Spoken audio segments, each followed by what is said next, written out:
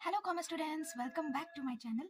आज का topic capital expenditure. Okay, capital expenditure आप मैं जनरल लैंग्वेज में अगर बोलूँ तो कैपिटल एक्सपेंडिचर एक ऐसा एक्सपेंडिचर है जो कि आपके लिए लॉन्ग टर्म यूजफुल होता है, मतलब जनरली एसेट्स के लिए। ओके, तो ये लॉन्ग टर्म एसेट्स के लिए यूजफुल होता है और जिसका more than one accounting period होता है। ठीक है, चलिए उसका ब्रीफली मीनिंग जानते हैं कैपिटल एक्सपेंडिचर के बारे में।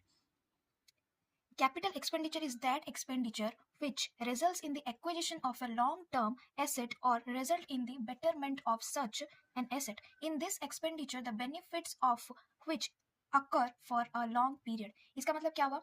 कैपिटल एक्सपेंडिचर एक ऐसा एक्सपेंडिचर है जिसको हम अगर खरीदते हैं for a long period of time के लिए, ये हमें बेनिफिट प्रोवाइड करता है। और कुछ भी अगर बेटरमेंट हम लोग को चाहिए उस परचेज ऑफ फिक्स्ड एसेट्स के लिए, तो उसे हम कैपिटल एक्सपेंडिचर कहते हैं। इन सिंपल अगर मैं एक एग्जांपल दूं, आपका बिजनेस है, वहां पे एक ओल्ड मशीन बहुत सालों से चल रहा है। ठीक है, आप उस ओल्ड मशीन को खरीदे थे ₹10,000 में फॉर एग्जाम्पल। ओके, तो उसके बाद ईयर टू ईयर पास होने के बाद उसका तो मशीन का वेर एंड टियर होगा, कुछ रिपेयर होगा, तो उस वजह से आपने जो रिपेयर किया उसके लिए आपका खर्चा हो गया रुपीज फॉर एग्जाम्पल 2000। ओके, तो 2000 होने के वजह से वो जो टोटल आपने खरीदा था, परचेस किया था मशीन को, और ये जो आपने रिपेयर के लिए खर्चा किया, टोटल ये आपका कैपिटल एक्सपेंडिचर हो गया। ठीक है, नेक्स्ट इसका कुछ में जानते हैं। Non recurring in nature. Non recurring in nature का मतलब क्या हो गया? ये आप सालों में या 2 सालों में या ओवर टाइम के लिए एक बार खर्चा करते हैं। ठीक है, बार बार नहीं खर्चा करते। Incurred on increasing the earning capacity of the business.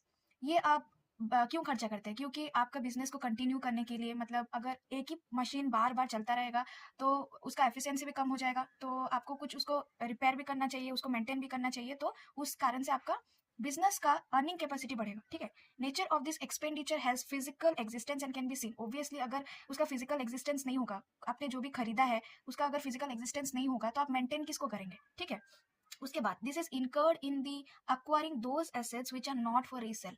इसका मतलब क्या है?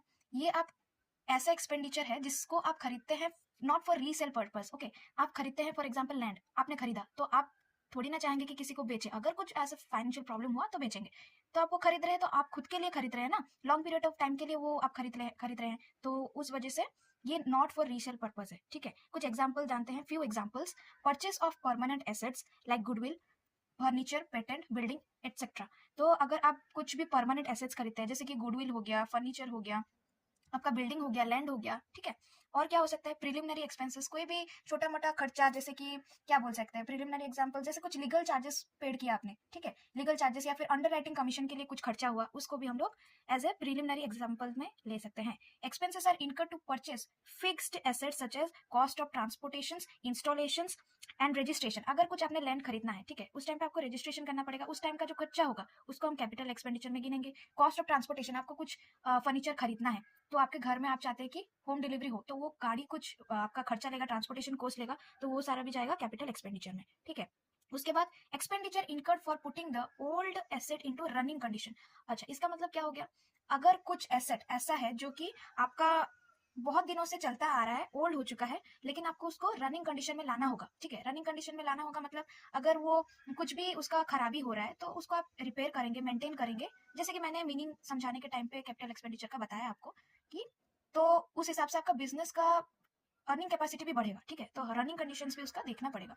तो थैंक यू, ये लीजिए, अगर आपको स्क्रीनशॉट चाहिए मैं आपको दिखा देती हूँ पूरा, अगर स्क्रीनशॉट लेना होगा तो ले लीजिए। नेक्स्ट हम वीडियो में रेवेन्यू एक्सपेंडिचर के बारे में जानेंगे, तो आज के लिए कैपिटल एक्सपेंडिचर के लिए इतना। Thank you, bye bye.